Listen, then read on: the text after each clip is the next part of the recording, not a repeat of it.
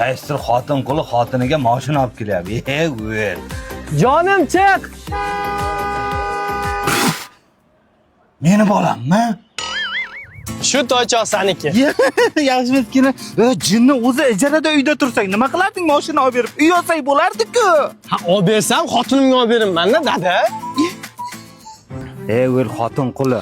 Bu o'g'lingiz xotiniga mashina sovg'a qildimi? Yo'q, menga olib keldim. Ha, xotinimga deb yozib qo'yibdi. Uyda meni erkalab xotinim deb chaqiratdi, o'g'lim. Bilib turing, mashg'ulyapsan.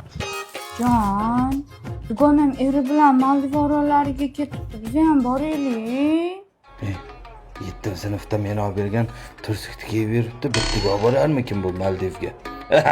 Ha, o'g'lim o'zi qarzga botib yopmiz. Yaqinda mashina olgan bo'lsak, shuncha xarajatimiz turibdi. Endi xotining gapiga kirib Maldivga bormasdan, ha? Meni bir o'zim tashlab ketasanmi, bolam? Ha, siz ham ketasiz? Va bilaman, ozgina xotin qulisan, lekin menga o'xshagan mujiksan, sen mujik. Avtobusga bilet olganman, qishloqqa ketasiz. Jon, Voy bola. Hozir nimadir so'raydi-da yana. ana xolamni qo'shnisini, tog'asini, jiyanini to'yib o'tdi. Taqinchog'imni olib bering, brilliant.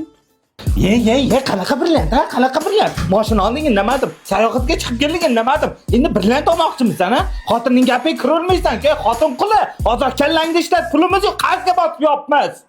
Lekin dadam to'g'ri aytyapti. Boshqa safar olib berarman, maylimi?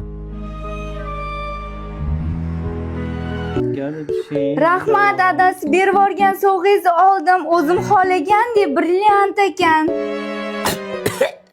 Brilliant? Qanday ko'ndirdi? Voy bila. Kecha payshanba ekanda.